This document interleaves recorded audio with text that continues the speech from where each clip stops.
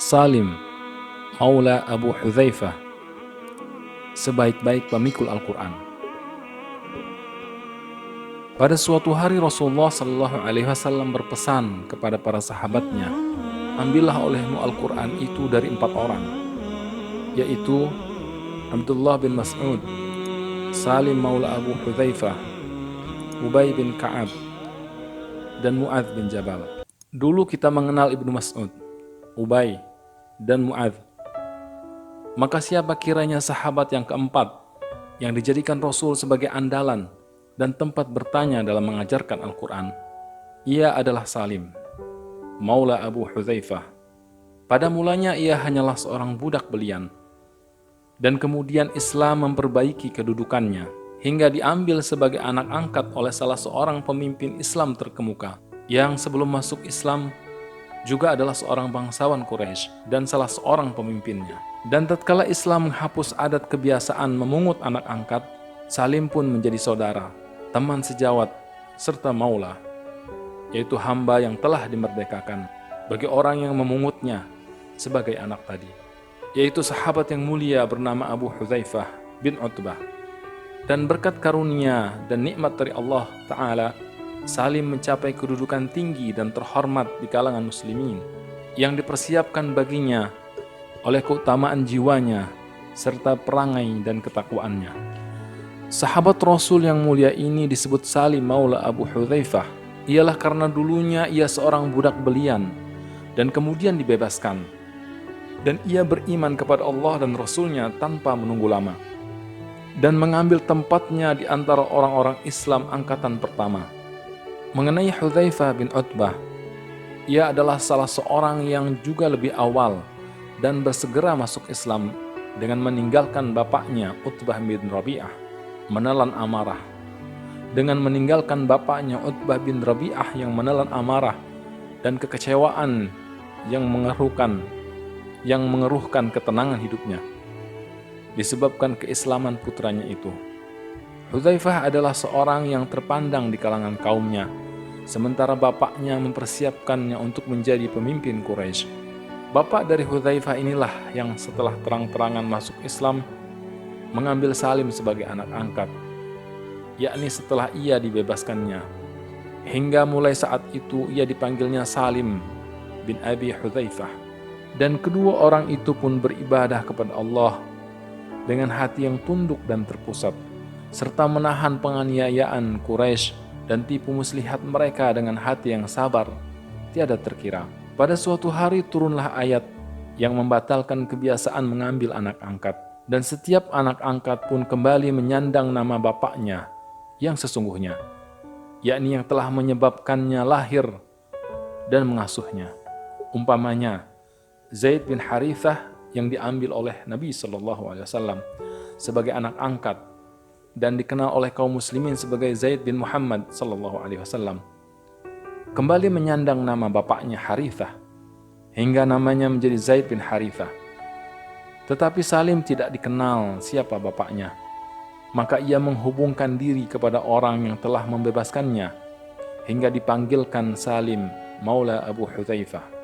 Mungkin ketika menghapus kebiasaan memungut, memberi nama anak angkat dengan nama orang yang mengangkatkannya, Islam hanya hendak mengatakan kepada kaum muslimin, janganlah kalian mencari hubungan kekeluargaan dan silaturahmi dengan orang-orang di luar Islam, sehingga persaudaraan kalian lebih kuat dengan sesama Islam, sehingga persaudaraan kalian lebih kuat dengan sesama Islam sendiri dan seakidah yang menjadikan kalian bersaudara. Hal ini telah difahami sebaik-baiknya oleh kaum muslimin angkatan pertama. Tak ada suatu pun yang lebih mereka cintai setelah Allah dan Rasulnya dari saudara-saudara mereka setuhan, Allah dan seagama, Islam. Dan kita telah saksikan bagaimana orang-orang Ansor itu menyambut saudara-saudara mereka orang Muhajirin, hingga mereka membagi tempat kediaman dan segala yang mereka miliki kepada Muhajirin. Dan inilah yang kita saksikan terjadi antara Abu Hudzaifah, bangsawan Quraisy, dengan Salim yang berasal dari budak belian yang tidak diketahui siapa bapaknya. kedua orang itu lebih dari bersaudara kandung. Ketika menemui ajal, mereka meninggal bersama-sama. Nyawa melayang bersama nyawa, dan tubuh yang satu terbaring di samping tubuh yang lain. Itulah dia keistimewaan luar biasa dari Islam. Bahkan itulah salah satu kebesaran dan keutamaannya. Salim telah beriman sebenar-benar iman dan menempuh jalan menuju ilahi bersama-sama orang-orang yang takwa dan budiman. Baik bangsa maupun kedudukannya dalam masyarakat tidak menjadi persoalan lagi. Karena berkat ketakwaan dan keikhlasannya, ia telah meningkat ke taraf yang tinggi dalam kehidupan masyarakat baru yang sengaja hendak dibangkitkan dan ditegakkan oleh agama Islam berdasarkan prinsip baru yang adil dan luhur. Prinsip itu tersimpul dalam ayat mulia berikut ini. Inna akramakum indallahi atqakum. Sesungguhnya orang yang termulia di antara kalian di sisi Allah ialah yang paling takwa. Dan menurut hadis, laisa li arabiyyin ala ajamiyyin fadlun illa bittaqwa wa laysa li ibnil bayda ala ibnis sauda fadlun illa bittaqwa. Tiada kelebihan bagi seorang bangsa Arab atas selain bangsa Arab kecuali takwa, dan tidak ada kelebihan bagi seorang keturunan kulit putih atas seorang keturunan kulit hitam kecuali takwa. Pada masyarakat baru yang maju ini, Abu Hudzaifah merasa dirinya terhormat bila menjadi wali dari seseorang yang dulunya menjadi budak beliannya. Bahkan dianggapnya suatu kemuliaan bagi keluarganya yang mengawinkan Salim dengan kemenakannya, Fatimah binti Walid bin Utbah. Pada masyarakat baru yang maju ini, yang telah menghancurkan feodalisme dan kehidupan berkasta-kasta, serta menghapus rasialisme dan diskriminasi, maka dengan kebenaran dan kejujurannya, keimanan dan amal baktinya, Salim menempatkan dirinya selalu dalam barisan pertama. Benar, ialah yang menjadi imam bagi orang-orang yang hijrah dari Mekah ke Madinah setiap mereka salat di Masjid Quba. Dan ia menjadi andalan tempat bertanya tentang kitabullah, hingga Nabi menyuruh kaum muslimin belajar darinya.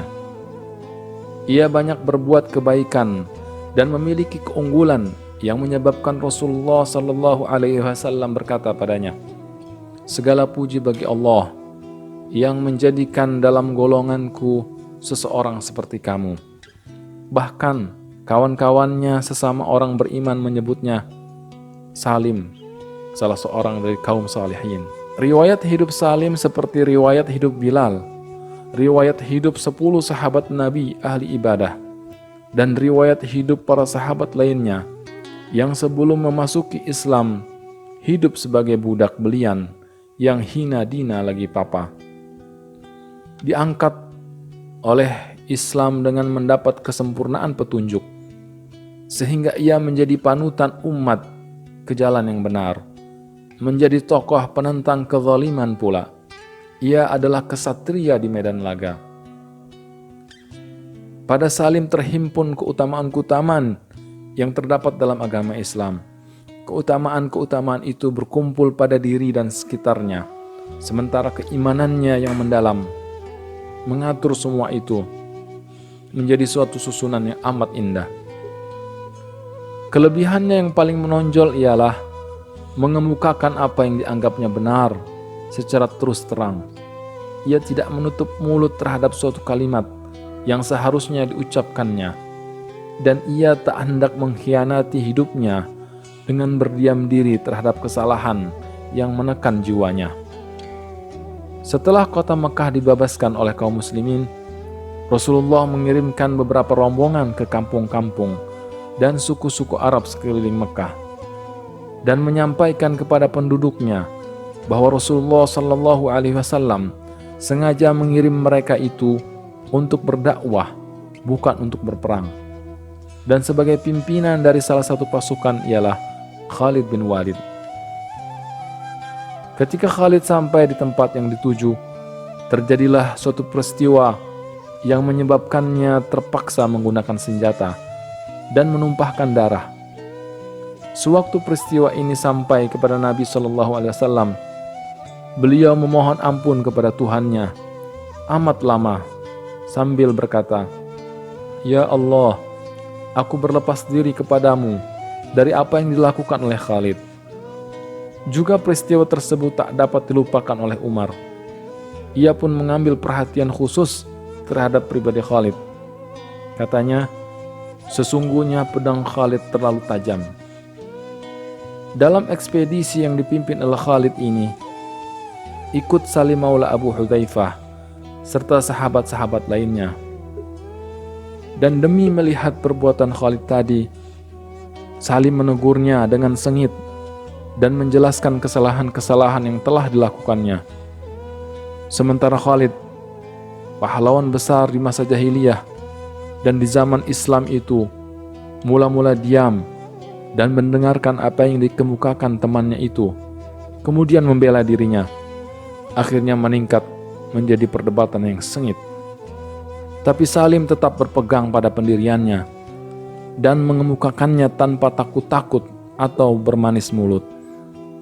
Ketika itu ia memandang Khalid bukan sebagai salah seorang bangsawan Mekah, dan ia pun tidak merendah diri karena dahulu ia seorang budak belian.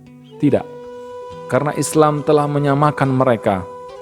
Begitu pula ia tidaklah memandangnya sebagai seorang panglima yang kesalahan-kesalahannya harus dibiarkan begitu saja. Tetapi ia memandang Khalid sebagai serikat dan sekutunya dalam kewajiban dan tanggung jawab. Serta ia menentang dan menyalahkan Khalid bukanlah karena ambisi atau maksud tertentu. Ia hanya melaksanakan nasihat yang diakui haknya dalam Islam dan yang telah lama didengarnya dari Nabi SAW, bahwa nasihat itu merupakan teras dan tiang tengah agama. Sabdanya, "Ad-dinun nasihah, ad-dinun nasihah, ad-dinun nasihah." Agama itu ialah nasihat. Agama itu ialah nasihat. Agama itu ialah nasihat. Dan ketika Rasulullah SAW mendengar perbuatan Khalid bin Walid, beliau bertanya, adakah yang menyanggahnya? Alangkah agungnya pertanyaan itu, dan alangkah mengharukan dan amarahnya SAW menjadi surut ketika mereka mengatakan pada beliau, ada. Salim menegur dan menyanggahnya. Salim hidup mendampingi Rasulnya dan orang-orang beriman, tidak pernah ketinggalan dalam suatu peperangan, mempertahankan agama, dan tak kehilangan gairah dalam suatu ibadah. Sementara persaudaraannya dengan Abu Hudzaifah makin hari makin bertambah erat dan kukuh. Saat itu berpulanglah Rasulullah ke rahmatullah, dan khilafat Abu Bakar radhiyallahu anhu menghadapi persekongkolan jahat dari orang-orang murtad. Dan tiba saatnya pertempuran Yamamah, suatu pertempuran sengit yang merupakan ujian terberat bagi umat Islam. Maka berangkatlah kaum muslimin untuk berjuang. Tidak ketinggalan Salim bersama Abu Hudzaifah, saudara seagamanya. Di awal peperangan kaum muslimin tidak bermaksud hendak menyerang, tetapi setiap mukmin telah merasa bahwa peperangan ini adalah peperangan yang menentukan, sehingga segala akibatnya menjadi tanggung jawab mereka. Mereka dikumpulkan sekali lagi oleh Khalid bin Walid dan kembali menyusun barisan dengan cara dan strategi yang mengagumkan. Kedua saudara, Abu Hudzaifah dan Salim, berpelukan dan sama berjanji siap mati syahid demi agama yang hak, yang akan menghantarkan mereka kepada keberuntungan dunia dan akhirat. Lalu kedua saudara itu pun menerjunkan diri dalam kancah yang sedang bergejolak. Abu Hudzaifah berseru meneriakkan, "Hai pengikut-pengikut Al-Quran, hiasilah Al-Quran dengan amal-amal kalian." Dan bagai angin puyuh, pedangnya berkelebatan dan menghujamkan tusukan-tusukan kepada anak buah Musailamah.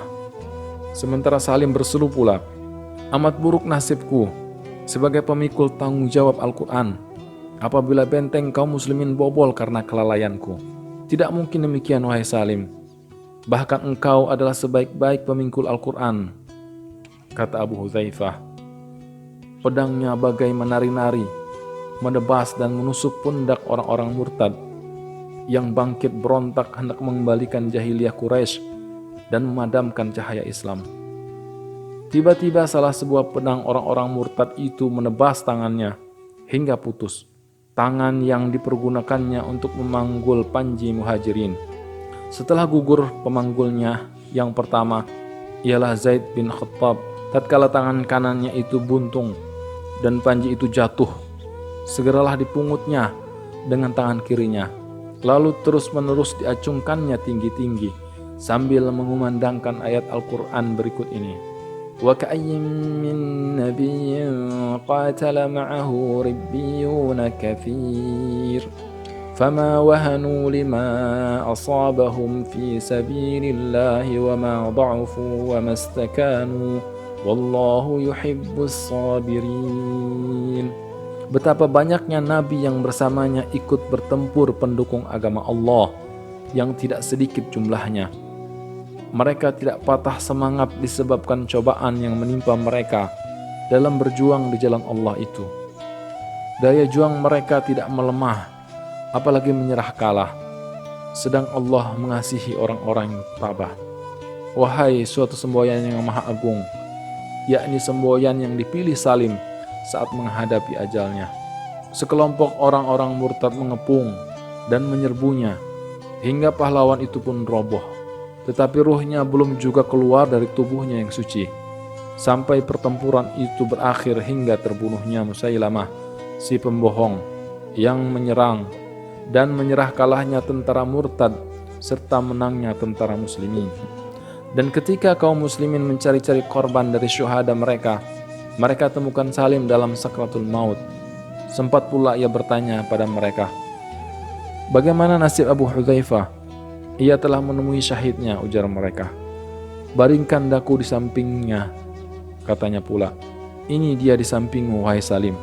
Ia telah menemui syahidnya di tempat ini." Mendengar jawaban itu, tersungginglah senyumannya yang akhir. Dan setelah itu ia tidak berbicara lagi. Ia telah menemukan bersama saudaranya apa yang didambakan selama ini. Mereka masuk Islam bersama-sama, hidup bersama-sama, dan kemudian mati syahid bersama pula. Persamaan nasib yang amat mengharukan dan suatu takdir yang amat indah. Maka pergilah menemui Tuhannya. Seorang tokoh mukmin meninggalkan nama mengenai dirinya sewaktu telah tiada lagi. Umar bin Khattab pernah berkata, "Seandainya Salim masih hidup, pasti ia menjadi penggantiku."